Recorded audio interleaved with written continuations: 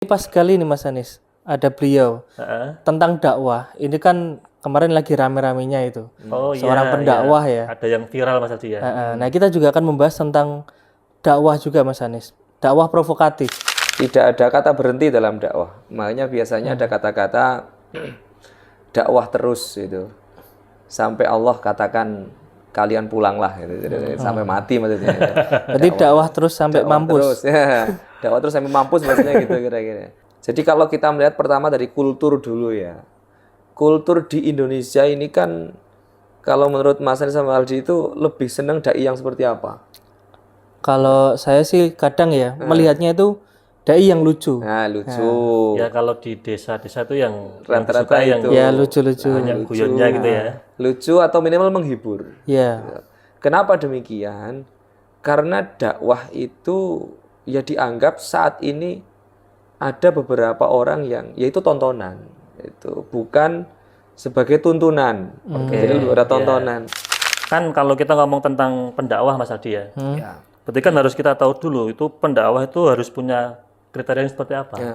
Kan begitu. Kan nggak semua orang itu bisa naik ke atas podium kemudian mendakwahkan sesuatu kan gitu kan. Betul.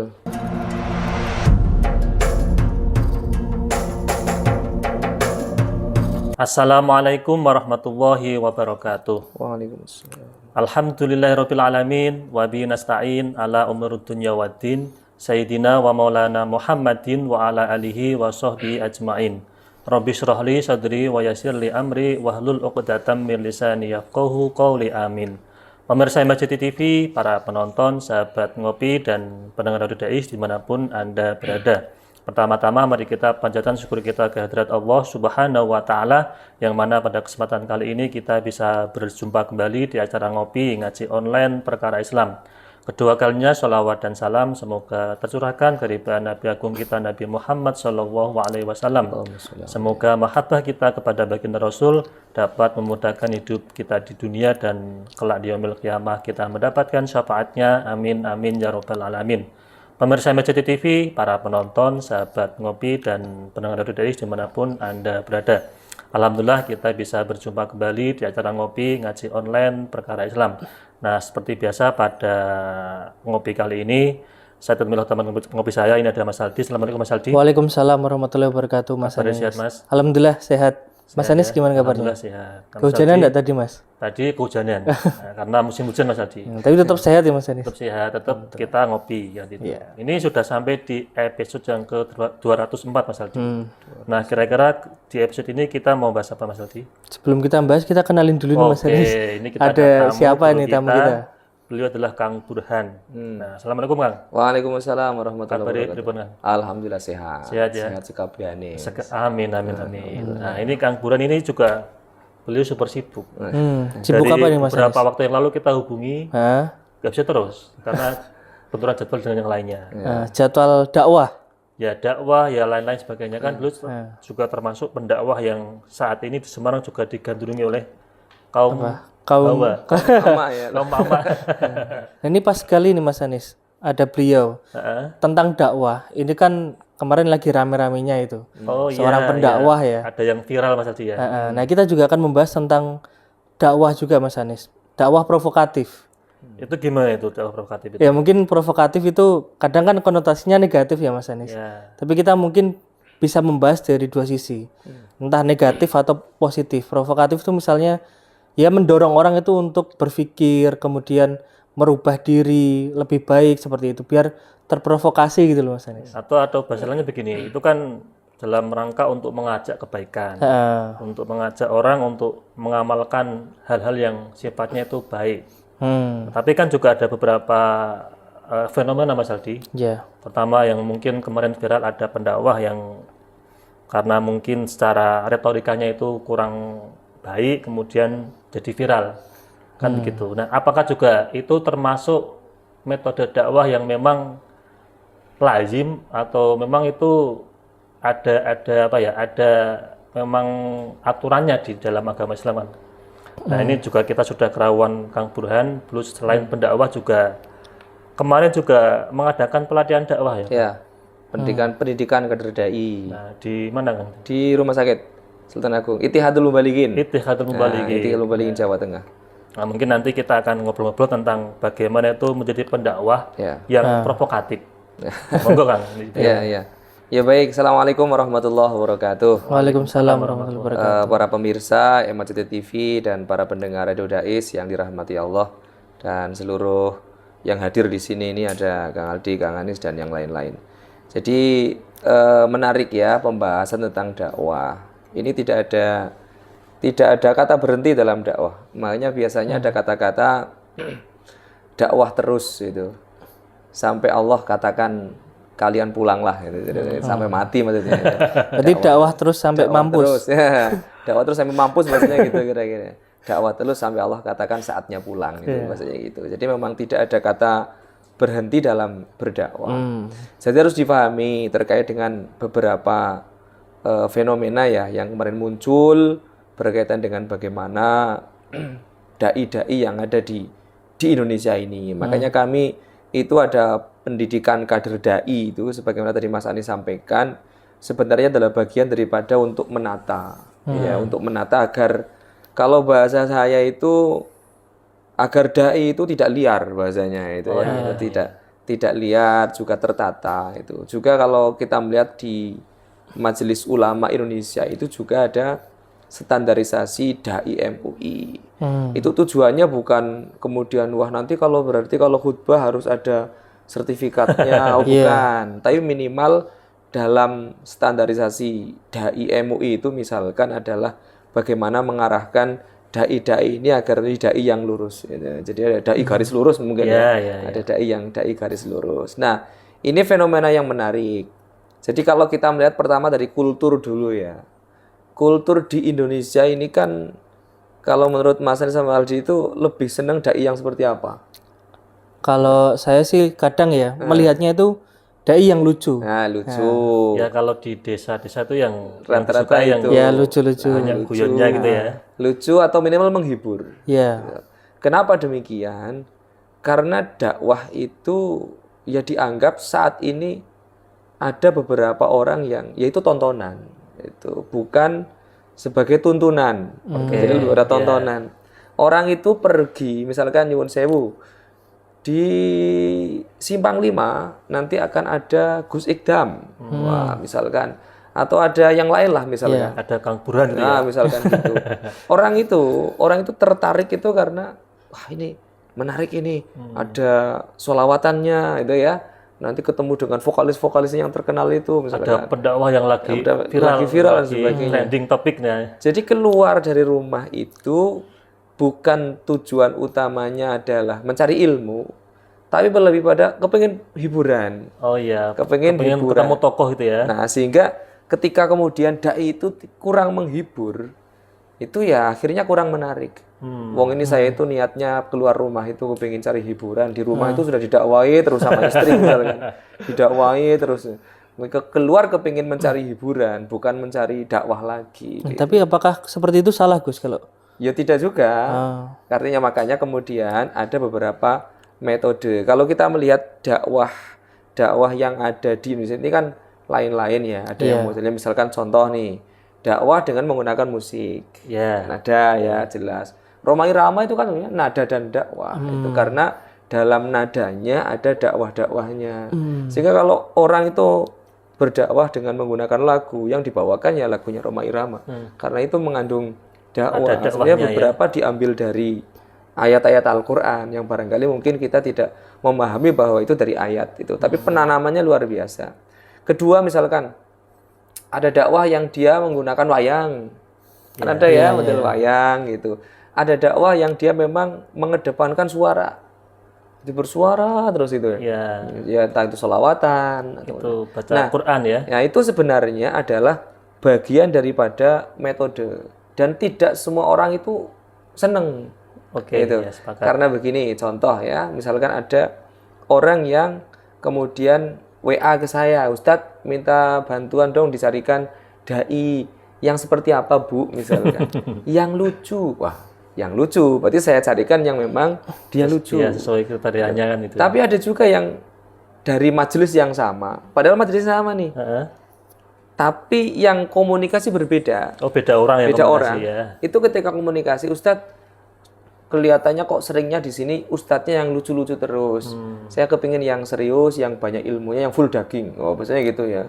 Oh, ini full daging, betul-betul semuanya ilmu. Itu juga ada. Nah, artinya keinginan-keinginan itu kan berbeda-beda, keinginan jamaah. Tapi kalau melihat bagaimana kultur di Indonesia, itu yang paling banyak diminati itu yang menghibur, Ya, yang rata-rata yang lucu, menghibur ya. atau mungkin ada musiknya ya, ada sholawatannya, ada rebananya. Itu yang paling banyak diminati. Oke. Nah, dari sinilah kemudian muncul beberapa problem. Itu di antara problemnya misal ada orang yang menilai bahwa ini kok dakwah kok hanya guyon saja. Sampai orang itu mau mencatat bingung. Yang dicatat apa? Yang dicatat mungkin hahaha WK. Saya pribadi juga terkadang demikian. Misalkan saya kepingin inilah ada tambahan tema dari yang saya pelajari dari buku atau dari referensi dari kitab dan lain-lain. Saya kepinginlah coba mendengarkan ceramahnya kiai siapa begitu, saya catat. Itu terkadang dari awal sampai akhir saya bingung. Ini yang saya catat ilmunya yang mana ini? Karena hanya menerangkan pengertian saja, setelah itu adalah full guyon. Sehingga tidak ada catatan. Sehingga ketika ada jamaah ditanya, misalkan dari mana? Dari pengajian itu. Dapatnya apa? Entuk lucu kiai ini. Itu saja. Dapatnya kiainya lucu gitu. Jadi tidak tahu dapat ilmunya apa. Nah, ini barangkali yang menjadi PR Mas Aldi, Mas Anis. Jadi untuk bisa menyidai itu kan memang bahasanya biqadri uqulihim. Biqadri uqulihim itu disetarakan, disesuaikan dengan jamaahnya. Oke, ya ini sepakat Kang. Ini kan kalau kita ngomong tentang pendakwah Mas Aldi ya. Berarti kan harus kita tahu dulu itu pendakwah itu harus punya kriteria yang seperti apa. Kan begitu. Kan nggak semua orang itu bisa naik ke atas podium kemudian mendakwahkan sesuatu gitu kan. Betul. Nah, itu gimana Kang? Apakah ada kriteria khusus sebagai orang muslim itu harus mendakwahkan suatu kebaikan kepada orang lain? Jadi kalau dakwah kan secara umum maknanya ajakan. Oh, berarti siapapun boleh? Siapapun boleh. Kullukum du'a. Jadi kita itu semuanya adalah pendai. Inda kulli syai, dalam hal apapun. Sekarang dalam produk apapun kita atau status apapun kita bisa menjadi seorang dai. Oke. Ya, misalkan contoh, saya bawa di rumah sakit. Di rumah sakit, bagaimana saya caranya dakwah? Ketika bertemu dengan pengunjung, ketika bertemu dengan pasien, bisa misalkan sudah masuk waktu sholat, itu sudah ajakan itu. Tapi dakwah itu walaupun maknanya seperti perintah, misalkan sholatlah kamu, misalkan, tapi bukan berarti sesuatu yang wajib dilakukan. Contoh begini, beda dengan ketika seorang pimpinan kepada bawahan, ambilkan minuman, itu kan sama-sama ajakan, sama-sama perintah. Ayo ke masjid, misalkan Mas Aldi ini bawahan saya, ayo Mas Aldi ikut saya ke masjid. Kalau bawahan saya kan mesti ikut. Oh iya, siapa? Saya bareng Pak. Ajakannya ajakan yang sifatnya perintah yang harus. Tapi kalau dakwah itu kalau dalam bahasanya sifatnya persuasif, suatu ajakan yang hanya untuk bisa menyentuh hatinya. Ikut monggo, tidak ya monggo. Yang jelas dia sudah tahu dulu. Sudah tahu sholat wajib kan semua orang sudah paham. Ini di sini sifatnya dakwah itu mengajak ayo ke sholat. Berarti kalau sudah tahu ada sisi mengingatkan Kang? Ya, makanya ajakan itu bukan ajakan yang perintah. Tapi lebih ajakan kepada mengingatkan. Makanya bahasanya kan amar ma'ruf. Oh iya, amar ma'ruf. Memerintahkan sesuatu yang ma'ruf. Ma'ruf itu kan sesuatu yang dikenal. Sesuatu yang dikenal kan. Ma'ruf itu kan sesuatu yang dikenal. Jadi sebenarnya semua orang itu kan fitrahnya kenal kebaikan. Betul. Orang itu berbohong kan paham sebenarnya. Saya berbohong. Ini tidak baik. Orang jujur, misalkan berkata jujur. Dia sudah paham. Kalau sebaik-baik orang ya perkataannya jujur. Nah, ada seorang dakwah. Misalkan, ayo kita selalu senantiasa jujur dengan diri kita sendiri, jujur kepada Allah. Sebenarnya mengingatkan sesuatu yang sebelumnya sudah dikenal. Itu lebih pada dakwah. Nah, kalau sesuatu yang belum dikenal, itu namanya mengajar. Mengajar. lebih pada mengajarkan itu. Jadi berbeda ya, walaupun nyuwun sewu ketika orang berdakwah pun mestinya kan ada yang tidak tahu kan gitu, tapi minimal tujuannya sama.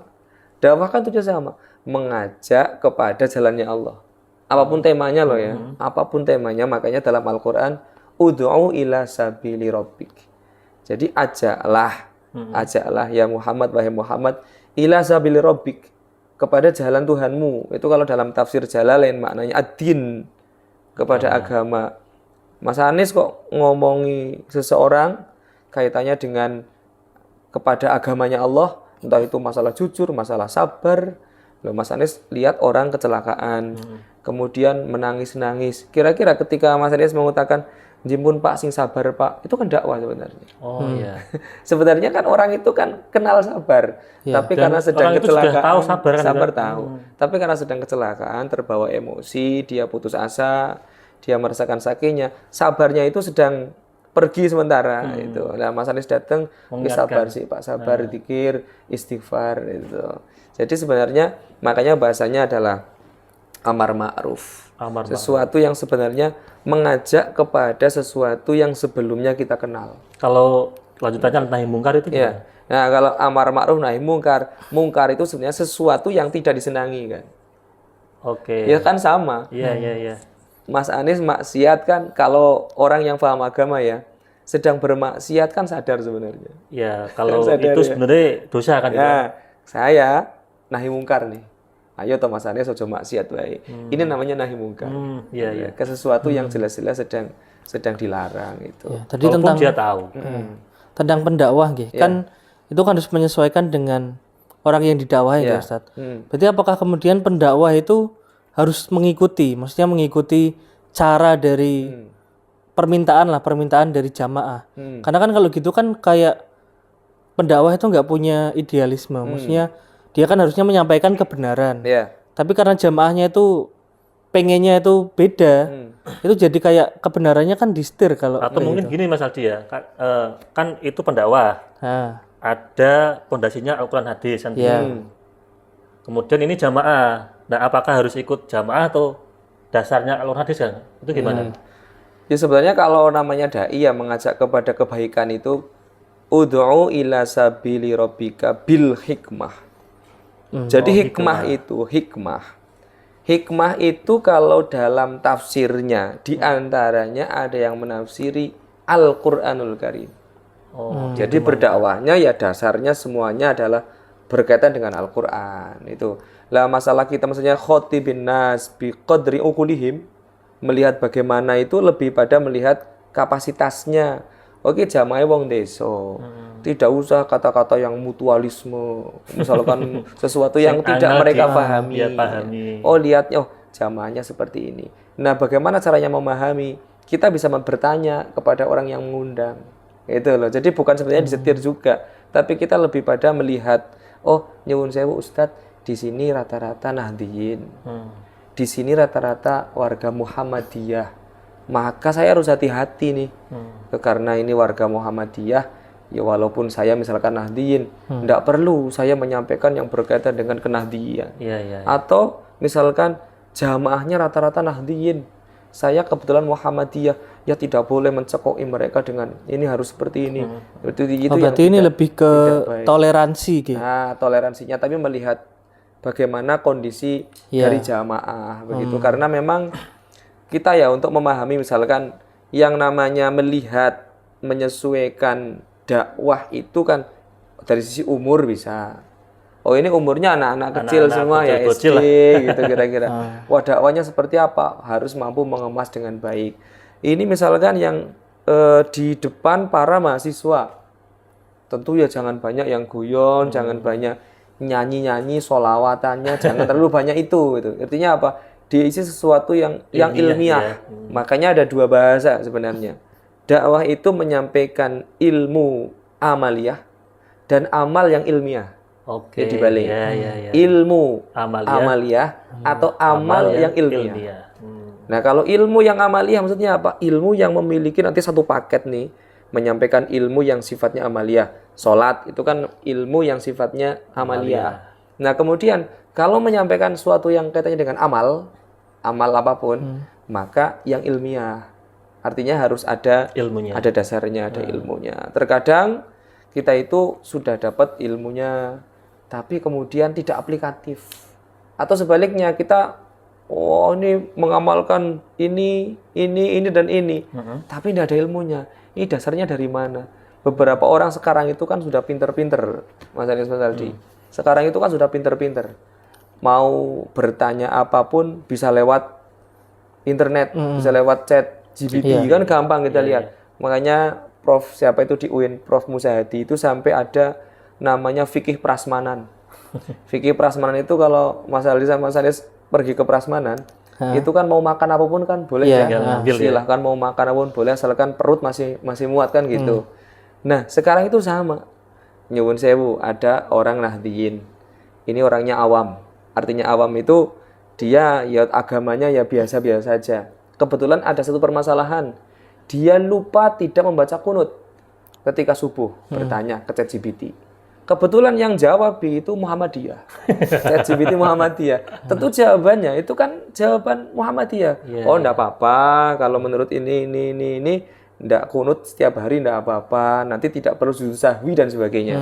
Tentu beda dengan ketika yang Nahdliyin yang memakai Syafi'iyah, yang dia setiap hari kunut, bahkan ketika kemudian dia lupa tidak kunut maka sujud sahwi. Kan gitu ya. Nah, itu kebetulan yang bertanya wong Muhammadiyah, sing rada ilmune yo kurang, yang jawabi website Muhammadiyah. Tapi ternyata sama, Mas Anies. Ada orang Muhammadiyah yang bertanya, iki Ramadan iki tarawih sing bener 11 apa 23. Nah, yang jawab itu websitenya Nahdliyin. Website Nahdliyin. Artinya apa kemudian? Oh, sing bener 23.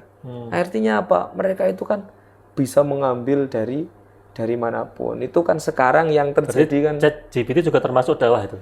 Ya dakwah si itu bertanya, makanya kemudian harus ada ini dikomparasikan. Itu beberapa saya mencoba misalkan ChatGPT itu ya, berkaitan dengan kemarin contoh saya sedang bimbingan manasik haji itu ya, saya mencoba bertanya tentang sholat arba'in ya, sholat arba'in, jawabannya itu sholat 40 hari. Ya kan keliru. Sholat yang dilakukan selama 40 hari di Madinah, itu jawaban ChatGPT itu. Nah ini kalau enggak, oh berarti arba'in maknanya 40, maksudnya 40 hari. Nah ini yang benar 40 hari apa 40 waktu? Kan gitu. Dan kalau kita itu, wah ini sekarang ada ChatGPT mudah, loh harus ditelaah dulu. Soalnya saya beberapa kali mencoba bukan ngetes ChatGPT ya, tapi coba ini dengan kata-kata seperti ini, kata kunci ini, bagaimana jawabannya? Ketika saya ketik itu kemarin terakhir saya ngetik itu berkaitan dengan bagaimana fadilah sholat arba'in di Madinah. 40 hari ya sudah selesai hajinya itu 40 hari. Jawabannya sholat yang dilakukan selama 40 hari di Madinah. Nah, jelas itu yang keliru. Nah, makanya kenapa kita harus senantiasa berilmu, berguru itu mengkomparasikan itu. Misalkan website pun jangan satu website. ChatGPT dibandingkan sehingga mendapati ilmu yang benar-benar bisa terpercaya. Nah ini Kang, saking pentingnya ilmu, karena tadi ya ilmu itu kan dengan cara yang tidak hanya sebatas kita buka ChatGPT saja. Harus ada gurunya, harus kita belajar, banyak literatur kitab-kitab yang harus kita pelajari. Bagi seorang pendakwah, itu kan harus mampu juga menguasai itu.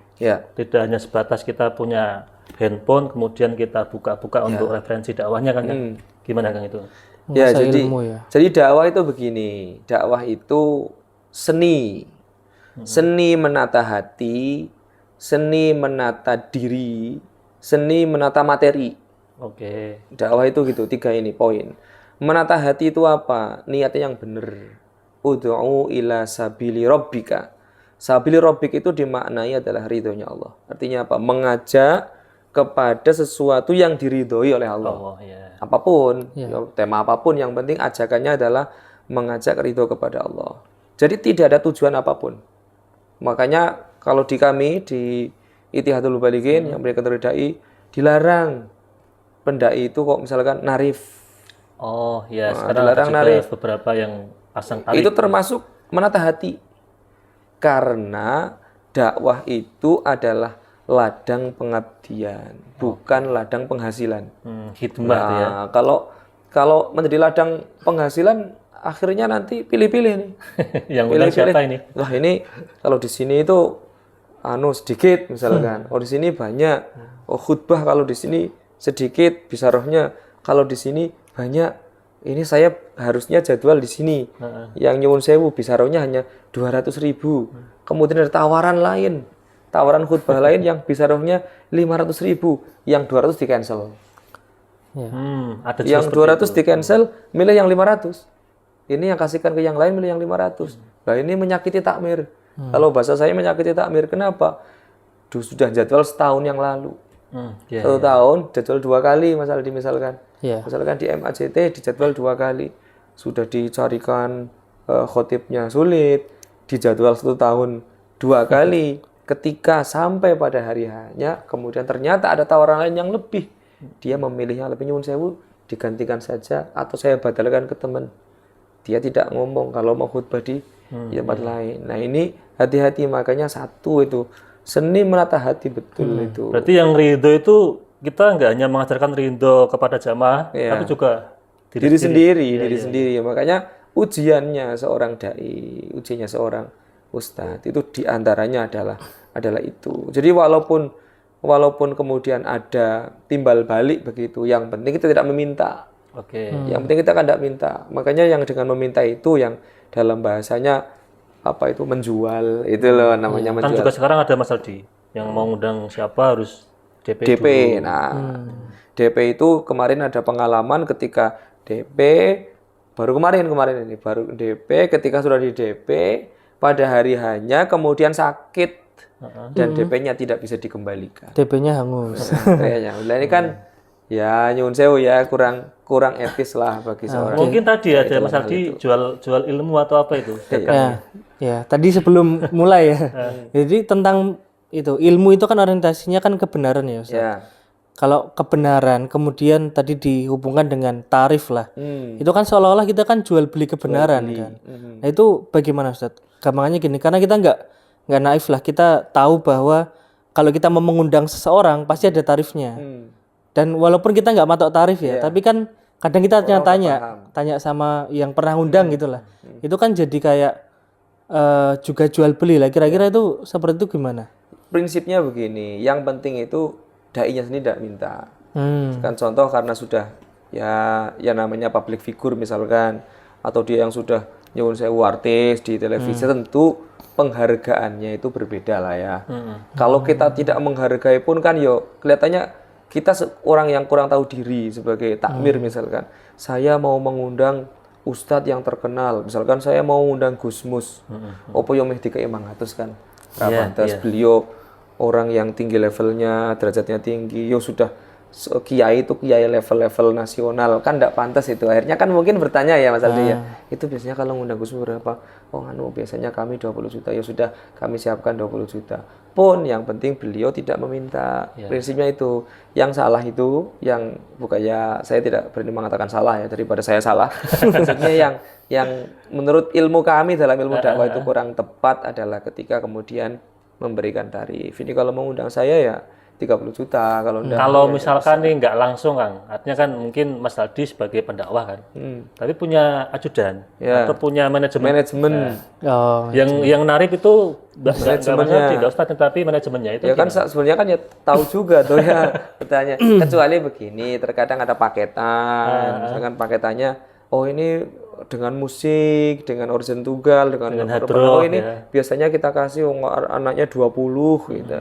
Ini anggaplah kasih 5 juta begitu. Kalau untuk kiainya silahkan seikhlasnya dan sebagainya. Itu kan biasanya gitu. Itu ada yang model paket kan gitu, karena ya nyuwun sewu ngundangnya bukan satu orang gitu ya, tapi ngundang banyak orang, satu tim itu. Tentu mikir lah ya, kayak Mas Anies kan ya, kamu ngundang siapa kan mesti mikir gitu ya. Oh, ini diundangnya dari luar Jawa. Mikir transportasi, pesawatnya berapa. Kemudian setelah itu di sini kalau berarti harus nginap, mikir hotelnya, transitnya di mana. Kalau mau bisaronya mungkin segini. Di total 20 juta ternyata, ya sudahlah. Kira-kira dikasih 20 juta. Oke, ini masih sedikit lagi tentang tarif nih. Kan gambarnya kan kita misal Mas Anies jadi pendakwah, kemudian diberikan bisaroh ya. Nah, kemudian itu kan jadi kayak misalnya karena dibayar, Mas Anies itu mau menyampaikan kebenaran tapi kayak keganjel gitu loh. Mau ngomong kebenaran tapi nggak enak sama yang ngundang, masuk ngomongin apa kebenaran tapi menyinggung misal seperti itu. Nah, itu kan jadi kayak ada yang ditahan gitu loh daripada pendakwah gitu loh. Ya itu kan dengan melihat ininya, dengan melihat apa namanya konteks jamaahnya tadi itu. Contoh begini, di satu masyarakat itu sedang musim, anggap saja judi online, judi online. Kemudian ada seorang dai yang diundang. Yang undang itu Yang undang, apa? ya pokoknya Vendor RT-nya, judi. yang undang RT-nya atau apa dan sebagainya. Bahasanya mohon jangan disinggung tentang judi online. Kan tema kan banyak. Tema kan banyak sebenarnya.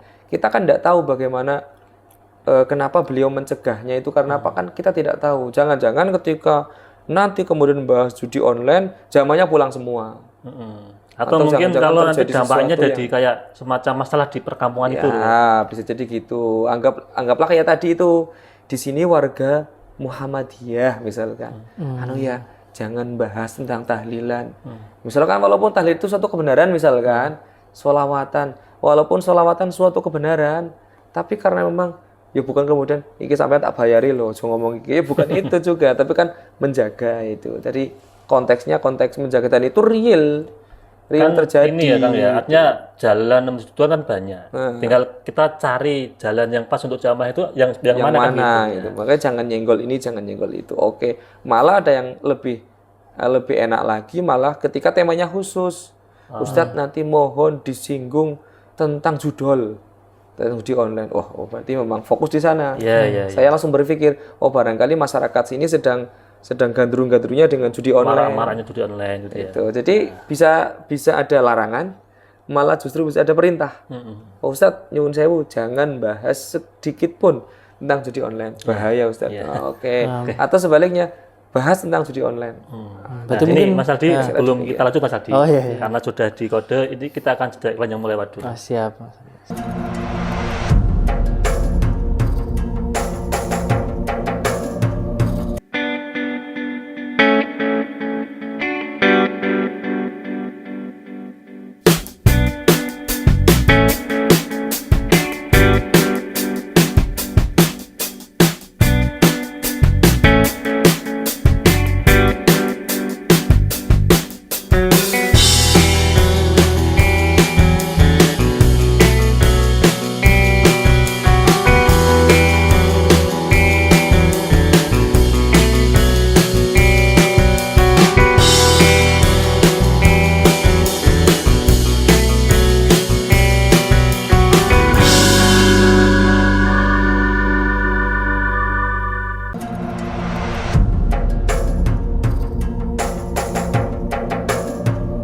Pemirsa MCT TV, para penonton, sahabat ngopi, dan pendengar Radio Dais dimanapun Anda berada, kembali lagi bersama kami di acara ngopi ngaji online perkara Islam. Ini masih bersama Kang Burhan dan Mas Aldi. Nah, Kang, tadi menarik kita bahas tentang bagaimana itu jadi pendakwah yang sesuai dengan keadaan yang ada, sesuai dengan tempatnya, orangnya, dan sesuai dengan apa yang memang diperintahkan oleh Allah kan itu. Nah, sekarang ketika ada pendakwah Kang yang mungkin retorikanya itu kan tajam. Tajam itu berarti macam-macam. Ada yang nada keras, ada yang mungkin kata-katanya juga sesuai dengan local wisdom. Nah, itu kita bisa membedakan mana yang itu membangkitkan kesadaran, mana yang itu semata-mata hanya retorika. Itu gimana Kang biar kita bisa mengenal ke jamaah kalau dengan sebagai pendakwah itu? Baik. Jadi tadi saya lanjutkan ya, ada seni menata hati, ada seni menata diri. Seni menata diri. Nah, seni menata diri ini ada satu dari aspek bagaimana penampilan. Penampilan beda-beda ya. Ada Ustadz nyuwun sewu, beberapa kalau dilihat di video-video sing rodok lenjeh-lenjeh tahu ya. Ada itu. Ada yang ya dengan stylenya masing-masing lah. Termasuk juga pakaian juga ya. Pakaian, ada yang pakaian Jawa, sing model Pakai kacamata ireng, wis pakai macam-macam lah kira-kira. pakai belangkon itu kan. Nah, pakai belangkon itu pakai udeng-udeng itu beda-beda lah. Nah, sekarang begini, kalau dakwah itu ada seni menata diri. Artinya seni menata diri ini adalah bagaimana itu menghargai diri sendiri sebenarnya. Kalau itu sudah yang terkenal, itu meh pakai pakaian apapun kira-kira enggak masalah ya. Oke. Ya, misalkan ya Gus Baha ya. Ya. Terus terkenal alim gitu ya. Terus mau pakaiannya seperti itu, meh pecine menceng, meh ya tetap dirungokke. Bajunya gitu. putih ya. Karena memang sudah Khasnya stylenya seperti seperti itu. Hmm. Bahkan ketika pakai kaos oblong, saya yakin tetap didengarkan. Iya. Pakai kaos oblong begitu misalkan kebetulan di jalan, bajunya kecipratan apa begitu, izin pakai kaos tetap didengarkan. Karena orang sudah ada magnet ilmu. Ya, sudah ada magnet bagaimana ketika ketemu dengan Gus Baha ya, kita bicara dengan berkaitan dengan ilmu. Siap mengambil hikmah, siap mengambil ilmunya. Tapi bayangkan ketika yang pakai kaos oblong saya misalkan. Bagi sopo gitu kan ya. Ustadz sopo ra kenal pakai kaos oblong gaya nemen gitu. Makanya orang pertama melihat itu adalah Stylenya. Orang lihat penampilannya. Misalkan begini wis, Mas Anies. Mas Anies Jumatan di masjid yang memang di perjalanan lah anggaplah, masjid yang Mas Anies belum pernah mendengarkan khutbah Jumat di sana misalkan. Nah, tiba-tiba yang datang itu ya, khotibnya misalkan pakai kacamata hitam. Misalkan kemudian pakaian bukan pakaian baju muslim, artinya pakaian pakaian biasa, kacamata hitam, terus kemudian gondrong misalkan gitu aja wis. Kira-kira kesannya gimana? Khotib itu, kelasnya khotib misalkan. Saya sebagai jamaah yang mungkin orang baru di situ Secara umum tidak nyaman. Nah, iya mestinya kan secara umum dari pandangan. Ya bukan berarti kemudian yang penting kan isinya. Nah, ini kalau kita bicara di depan publik, itu tidak bisa kita bicara isinya. Jadi penampilan itu mencerminkan isi. Iya. Seperti sama dengan cara retorika dakwah, retorikanya, cara ngomongnya misalkan. Kalau saya kan cara ngomongnya seperti ini, memang bawaan. Barangkali akan berbeda ya Mas Anies dengan pemateri lain yang ada di ngopi ini. Iya. Yang pembawaannya barangkali kalem, atau pembawaannya itu modelnya lurus, kok tidak ada seni-seni intonasinya, ya itu berbeda-beda. Nah, kalau misalkan saya memakai metode dakwahnya model kayak siapa yang kalem, Gusmus kalem ya misalkan ya. Nadanya rendah, terus kemudian kata-katanya yo kalem, kalau cerita yo kalem. Yo dengarkan saya itu. Saya siapa gitu. Karena kalam-kalam yang keluar dari lisan saya ini itu kalam-kalam yang orang itu tidak begitu berharap banget. Tapi kalau dia misalkan Gusmus hanya bicara Bapak Ibu, jadi wong sing iso ngwongke. Lah kalau ngomongnya seperti itu, walaupun isinya sama ya, Mas Anies mengutip persis dari apa yang disampaikan Gusmus dengan nada seperti yakin dan dengarkan. Karena orangnya berbeda. Karena orangnya berbeda, belum punya magnet. Iya. Makanya ada yang namanya kemudian cara berdakwah itu ada public speaking. Public speaking for dai. Jadi ada public speaking bagaimana menjadi seorang dai. Jadi intonasinya bisa difahami dengan baik, ilmunya bisa diserap dengan baik, cetong gitu. Cara wong maca Quran, ibarat orang membaca Al-Qur'an itu huruf per hurufnya itu bisa dinikmati dengan baik. Nah, beda dengan orang yang simaan. Kan beda. Nah, orang yang simaan Al-Qur'an itu kan bacanya kan cepet. Iya. Bukan untuk bacaan dinikmati itu. Kalau yang penting selesai disimak bener. Itu bukan untuk dinikmati. Makanya kan ada murotal. Kalau murotal kan itu kan pelan sambil tadabbur. Tapi memang ada modelnya itu yang cepat. Ada yang modelnya lebih pelan dari murotal. Contohnya apa? Ketika belajar di TPQ, a'udzubillah, itu kan pelan banget. Itu memang untuk pembelajaran. Nah, tentu kan itu berbeda-beda. Makomnya berbeda-beda, tempatnya berbeda-beda. Mana yang sekiranya memang ini penyampaiannya lugas, penyampaiannya jelas, mudah difahami. Nah, ini seni menata diri itu. Menata diri itu apa juga berkaitan dengan kita bagaimana menata perilaku dan sikap kita, Gus. Ya termasuk, Seperti- oh, termasuk itu. Jadi perilaku kan sama. Makanya tadi saya sampaikan, menata diri saya di awal kan menyampaikan ono sing model lenje-lenje.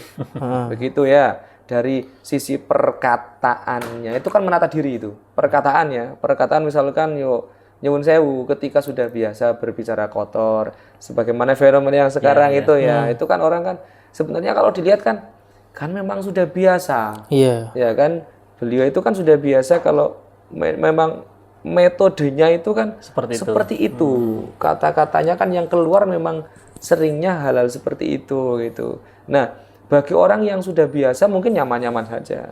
Tapi bagi orang yang tidak biasa, apalagi nyuwun sewu ada satu kepentingan yang lain, tentu ya akan menjadi sesuatu yang berbeda gitu. Makanya malah kemudian bisa viral tuh ya. yang kasus sekarang ini kan kemudian cara bahasa Semarang itu diundat-undat.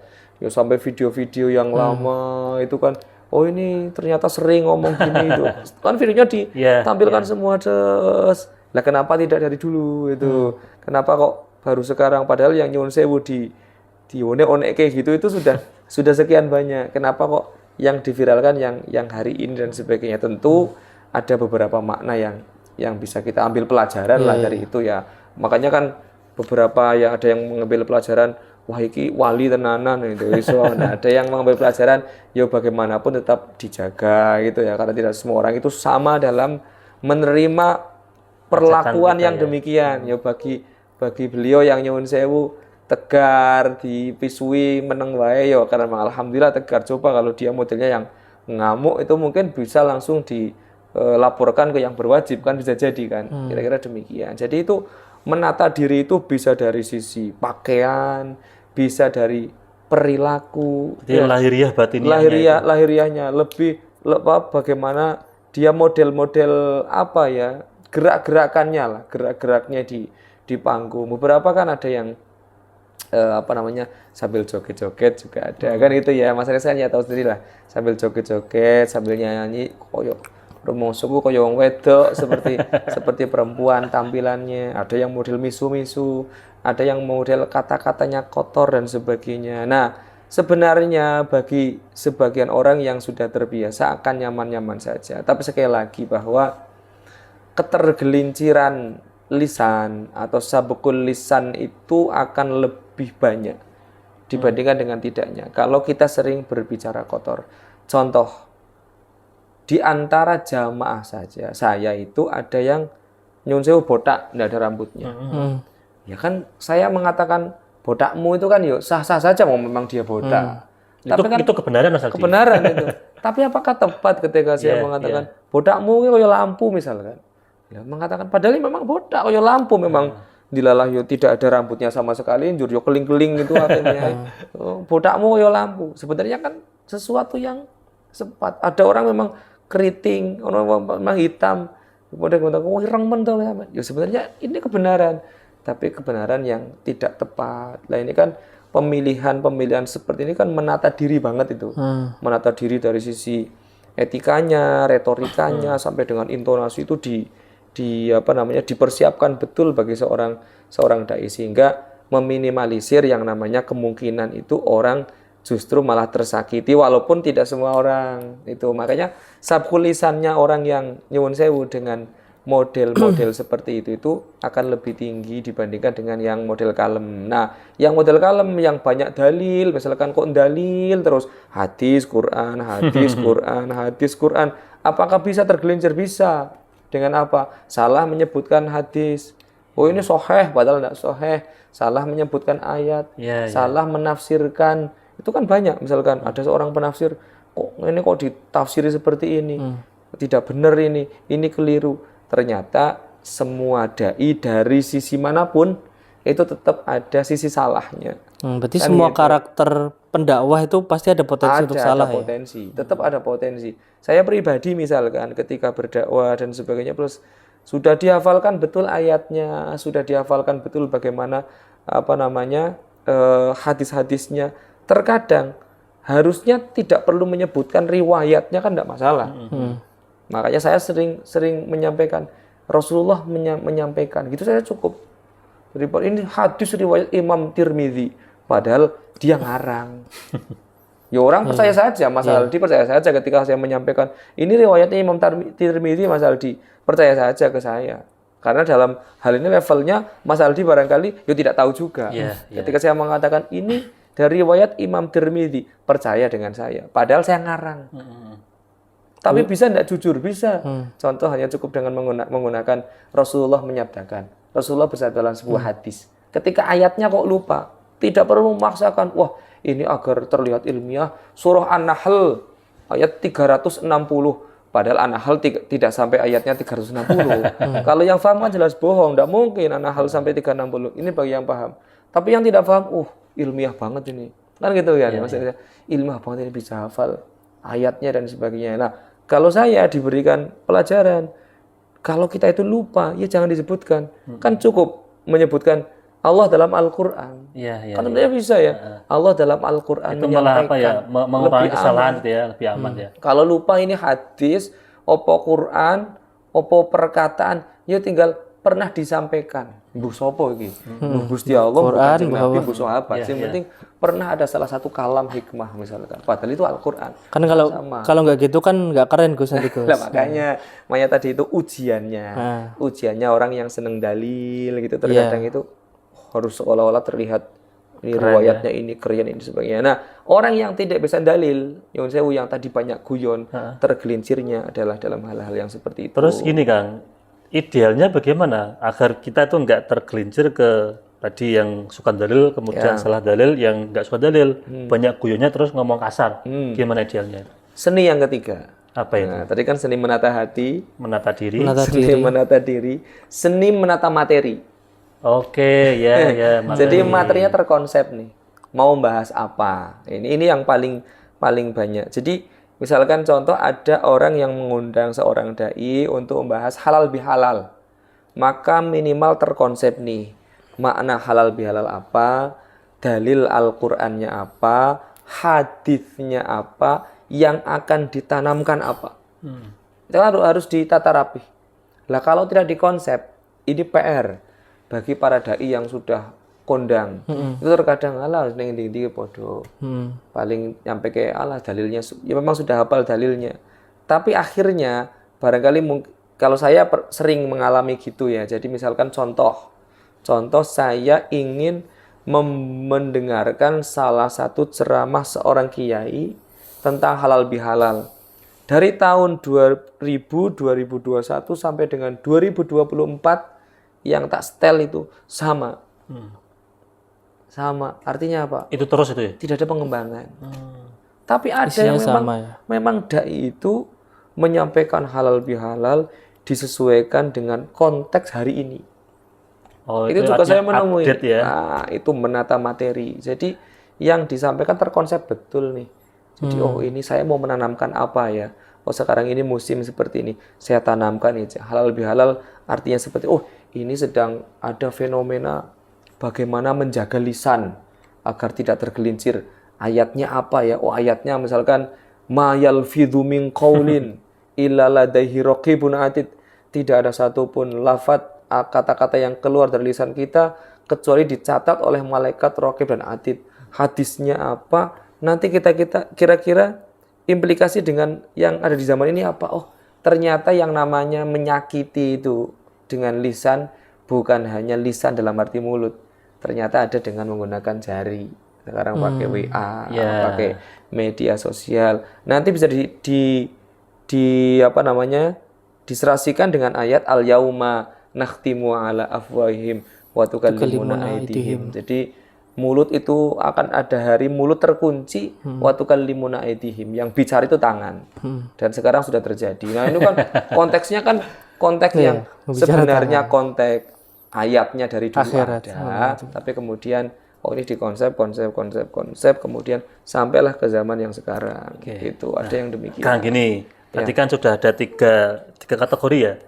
Tata hati, menata diri, kemudian menata materi. Kalau sekarang gini, Mas Aldi sebagai pendakwah barulah gitu kan, pendatang baru kan itu kan.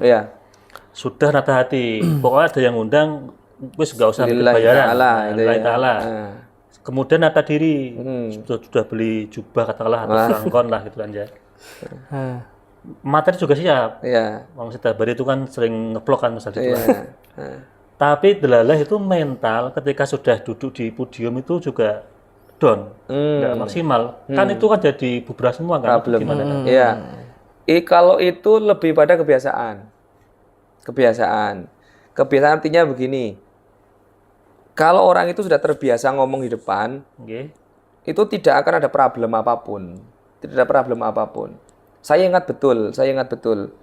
Ketika pertama kali di Semarang karena saya pendatang, ya enggak mungkin lah saya punya jadwal khutbah misalnya. Kan gitu ya. Enggak mungkin lah mau saya enggak kenal dengan saya pendatang gitu. Lah kok bisa sekarang punya jadwal khutbah banyak misalkan. Ya kan karena badali itu. Oh ada orang yang kemudian badali ya Mas Burhan sudah pernah khutbah. Waduh belum pernah khutbah misalkan. Ya enggak apa-apa coba khutbah aja, khutbah. Begitu khutbah tiba-tiba kemudian ada orang minta nomor. Kemudian masjid yang saya di situ badali minta lagi tahun depan di jadwal. Saya langsung mikir, apa ini khutbah saya bagus ya? Kan gitu yang saya. Wah, ini kalau nanti diundang lagi khutbah tahun depan berarti saya harus lebih memperbaiki. Makanya kemudian saya ikut pendidikan kader dai ya gara-gara itu dulu itu sebenarnya. Saya itu enggak pernah khutbah. Saya itu kalau misalkan di kampung itu justru malah yang paling sering itu diarahkan oleh takmir khutbahnya khutbah Id. Sholat Id. Kenapa? Karena itu sunnah. Nah, Jadi kalau ada santri misalkan dia santri baru pulang dari pesantren begitu, justru oleh takmirnya itu diajarkan untuk latihannya bukan khutbah Jumat. khutbah Karena khutbah Jumat itu wajib satu rukun dalam merangkaian ibadah Jumat. Kalau Kan salah, rukun termasuk. ada Kalau yang- salah bahaya. Wes mending ini karena masih baru pulang dari pesantren khutbah Id. Minimal saya sudah punya bekal ini nih. Ya, khutbah Jumat gimana ya belum pernah sama sekali. Ya akhirnya harus mencoba. Nah ketika mencoba kan terus-menerus saja pengalaman ringan. Jadi kalau masalah sudah menyiapkan hatinya, sudah menyiapkan dirinya, materinya, lagi masalah lagi caranya menguasai panggung. Nah itu kalau saya pribadi adalah berkaitan dengan kebiasaan. Jam terbangnya itu harus. Ya, jam terbangnya tinggi dan jam terbang tinggi itu kan tidak langsung kan. Artinya kan memang sedikit. Contoh, saya pertama kali di depan kamera di mana? Di TVRI. Pertama kali Pertama kali di Semarang malah jauh sekali awal-awal. Itu pun karena memang badali. Oke. Kebetulan ya dari yayasan kami itu berhalangan, saya yang suruh badali. Harusnya atasan saya juga berhalangan. Hanya saya terpaksa badali. oh ini badali yang sana lebih mahal nih, jadi lebih murah gitu. Keder ki maksudnya wah gemeter. Kan baru pertama kali ya. Yang disampaikan di kamera. Nah itu kemudian akhirnya tahun jadwal terus setiap Ramadan itu. Jadi saya mungkin menangi itu 4 atau 5 kali Ramadan di depan kamera seperti ini. Sehingga kemudian di depan kamera ya ternyata ya tanpa beban ya. Kenapa? Karena sudah terbiasa. Jadi ketika saya diundang Mas Anies di ngopi ini karena sudah punya pengalaman beberapa kali di TVRI, ya ringan-ringan saja karena memang sudah terbiasa. Kalau yang belum terbiasa kan bingung ya mau menata ini, mau menata kemana, menata ke sana, sudah bingung juga bingung. Mungkin ya tolah-tolehnya bingung artinya juga. demam panggung itu ya. Demam kamera lah gitu. Sama kira-kira di depan panggung, di depan jamaah, depan kamera itu juga sama. Makanya kan ada apa ya? Ada triknya lah. Contoh ya, kenapa kok khutbah Jumat sering ditinggal tidur? Kenapa coba? Karena khotibnya nadanya sama, intonasinya sama, tidak menatap jamaah. Kan rata-rata khotib kan alhamdulillah kan gitu. Dimanapun. Alhamdulillahilladzi kan gitu. Kan tadi kan ini Kang, biar tadi menyejukkan. Nah, menyejukkan itu. Tapi kan ditinggal tidur. Iya. Makanya itu kan ada apa namanya itu kalau kepingin lihat mukjizat di hari Jumat itu datangnya telat. Itu banyak orang tanpa kepala. Orang nunduk semua katanya tidur semua. Namanya kalau saya karena saya sudah berlatih nih, sudah ikut pelatihan khotib profesional itu. Coba deh saya amalkan. Artinya apa? Ya kayak kita menyampaikan PowerPoint saja. Sampai judulnya apa, kemudian dalil Qur'annya apa, hadisnya apa, yang disampaikan apa, hikmahnya apa, yang akan ditanamkan apa. Kan kayak PowerPoint. Jadi tidak terpaku pada teks. Nah akhirnya karena saya sudah terbiasa tidak membaca teks. Kalau membaca teks malah bingung. Iya, iya. Karena teks Jumat itu kan dari mulai ma'asyiral muslimin wa zumratal mu'minin rahimakumullah. Pertama, marilah kita senantiasa. Itu kalau sudah, waduh loh, kan ayatnya sudah tak baca tadi, malah bingung. Karena tidak terbiasa. Makanya coba kalau muqaddimah dan akhir itu kan di mana-mana sama. Iya, iya. Rukunnya yang penting kena. Makanya ketika saya khutbah 1, tidak lama. Tidak lama saya. Paling 10 menit selesai saya. Khutbah 1, khutbah 2 saya selesai. Dan saya selalu menatap jamaah. Jadi lihat pokoknya itu menatap jamaah. Jadi jamaah 1 karena belum lama saya tatap, mereka belum sempat tidur sudah selesai. Jadi mereka belum sempat tidur sudah selesai. Dan yang sudah kelihatan tidur itu yang saya tatap. Oke, pojok mulai ngantuk-ngantuk, tak tatap terus. Misalkan hadirin rahimakumullah, tak tatap terus. Akhirnya enggak ngantuk. Nanti pindah ke sana lagi, terus itu tak tatap. Nah, begitu kemudian mulai tertunduk, kayak terhipnotis begitu. Allahumma fir. Nah, lil muslimin wal muslimat kan bangun langsung itu. Wal mukminin wal mukminat. Jadi ada metodenya. Jadi jangan salahkan jamaahnya. Karena juga dulu kan di pondok itu kan ngajari itu kan gini. Ibaratkan itu jamaah itu batu kan biar mentalnya itu terbangun dulu. Gitu ya. Itu kan karena metode mungkin karena saking groginya di depan jamaah banyak sehingga kemudian dianggap batu. Tapi sekali lagi kalau misalkan metode itu misalkannya saya itu kalau kajian atau anggaplah ya ceramah lah misalkan kok kelihatannya kok lesu ya, apa saya kurang lucu, apa saya itu kurang gimana, saya sudah mondar-mandir kemana-mana tapi kok jamaah tetap tidak gini ya, tak anggap sholawatan wis barangkali memang kan ngantuk gitu, sholawatan dan sebagainya. Terus kemudian kayak khutbah kan sama, khutbahnya kok seperti ini lah, intonasinya lurus kok. Makanya mari kita hadirin rahimakumullah kan beda. Hadirin rahimakumullah tentu akan berbeda dengan hadirin rahimakumullah. Marilah kita senantiasa lurus, menunduk ke teks. Jadi jamaah merasa tidak diopeni itu maksudnya, kok menatap teks terus dari awal sampai akhir ya tinggal itu kalau biar bangun semua Mas itu tongkatnya diangkat gitu. Nah, sekarang ini tentang pendakwah lagi Gus. Kan kemarin juga pendakwah itu banyak yang berkomentar, kamarnya berkomentar terhadap satu fenomena, tapi sebenarnya dia belum paham benar gitu. Fenomena itu sebenarnya hakikatnya itu seperti apa. Kita lebih sering berkomentar dulu lah daripada kita memahami. Nah itu bagaimana Gus? Kan sekarang banyak seperti itu di media sosial khususnya. Jadi begini, kita itu sebenarnya sah saja menilai apapun. Kita Apapun itu sah menilai apapun, sah menilai itu apapun. hak sebagai seorang manusia. Tapi nilailah yang baik atau cari di mana tempat-tempat yang sekiranya tidak menimbulkan sesuatu yang sifatnya suudzon. Gitu. Semua itu bisa diambil sisi baiknya kok, Mas Aldi. Semuanya. Walaupun itu hal negatif. Hal negatif, semua bisa diambil sisi baiknya. Contoh fenomena yang ada sekarang yang viral es teh misalkan. Ya kalau mau diambil sisi buruknya, ya bisa. Karena kita bisa, sisi buruknya kan bisa. Penceramah kok ngono kan bisa. Misuh-misuh bisa saja.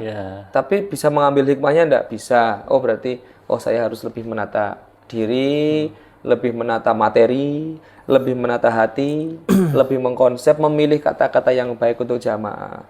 Nah, bagi hikmah yang lain, ini dibuka rizkinya oleh Allah Subhanahu wa taala. Jangan-jangan ini memang yang dikirimkan oleh Allah untuk membantu. Nah, akhirnya kemudian banyak yang ikut-ikutan itu ya. Banyak ikut-ikutan kemudian ikut jualan es dan sebagainya. Nah, itu kan artinya ya sebenarnya itu bukan masalah, artinya kurang menempatkan diri dan sebagainya. Yang jelas kita itu bisa melihat jamaah itu kira-kira seperti apa dan sebagainya, kita tata betul tuh dari tiga tahap ini ditata betul agar bisa menjadi dai yang ya minimal lurus lah, itulah tidak yang neko-neko, tidak yang kontroversi gitu ya. Yang kontroversi. Untuk menjaga saja sebenarnya, untuk menjaga bagaimana agar dakwah itu betul-betul sampai pada tujuan utamanya adalah tadi itu ud'u ila sabili rabbika. Jadi orang yang didakwai itu mereka menjadi lebih dekat dengan Allah. Oke, terakhir kan tentang al-adab faqal ilmu. Kan juga kemarin viral itu. Gimana itu Bang? Al-adab faqal ilmu sebenarnya begini. Justru malah buahnya ilmu ya adab. Itu. Buahnya ilmu adalah adab sebenarnya. Buahnya ilmu artinya apa? Orang yang berilmu itu pasti beradab. Oke. Orang yang berilmu pasti beradab. Artinya orang yang beradab itu ya pasti karena punya ilmu. Dibolak-balik gitu saja. Dibolak-balik. Oh, ini karena tahu ilmunya. Kalau ada pertanyaan, dahulu mana adab dengan ilmu? Kalau dahulu mana itu ilmu dulu. Ilmu dulu. Siapapun mesti ilmu dulu. Karena ilmu ini yang mengantarkan seseorang kepada memiliki adab. Walaupun ada yang namanya nanti adab yang secara fitrah. Bawaan. Makanya ada bahasa dalam hadis itu istafti qalbak. Ya. Jadi mintalah fatwa pada hatimu. hatimu. Artinya apa? Sebenarnya tanpa kita memiliki ilmu sekalipun, itu ada yang nyetir kok. Ada yang nyetir kok. Hati nurani. Oh, hati nurani. Bahkan begini. Mas Anies berjalan ke sebuah tempat. Tujuannya adalah saya mau jamaah di Masjid Agung Jawa Tengah. Kepingin jamaah duhur.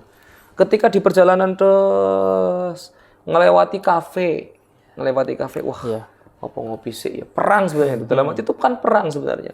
Wah, ngopi sih apa ya ketok enak. Duhureng kongkonan lah ketok iku siang-siang ini enake ning kafe ngopi karo dan sebagainya. Itu kan perang sebenarnya. Itu kan perang itu. Nah, kemudian lah tinggal kita memilih yang mana ini. Istafti qalbanya yang mana itu. Minta wah sing apik sing ndi. Padahal sebenarnya Mas Anies sudah tahu. Iki sing apik ki yo mangkat jamaah orang mampir ning kafe. Tapi kemudian les kanan Terus ke parkir ada ke godaan. kafe itu. Jadi sebenarnya kalau bahasa adab dengan ilmu itu justru malah sesuatu yang tidak bisa dipisahkan.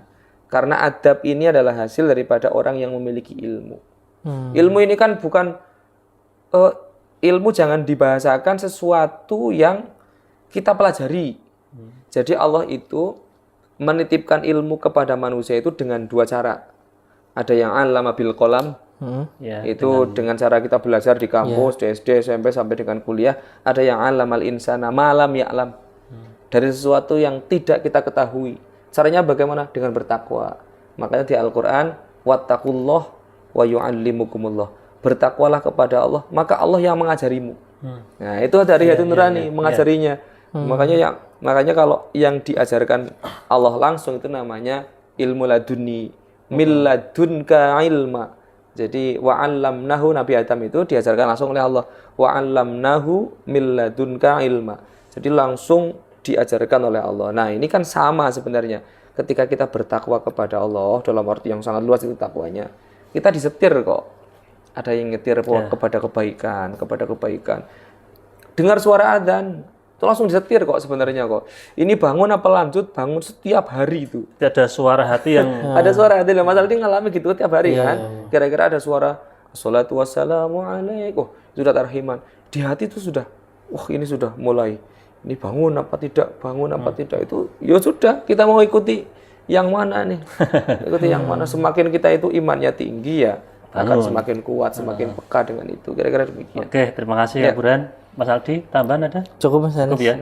Pemirsa MCT TV dan para penonton dimanapun Anda berada, demikian ngopi pada episode kali ini. Saya selaku host, banyak salah, banyak khilaf. Mohon maaf yang sebesar-besarnya. Akhirul kalam. Assalamualaikum warahmatullahi wabarakatuh.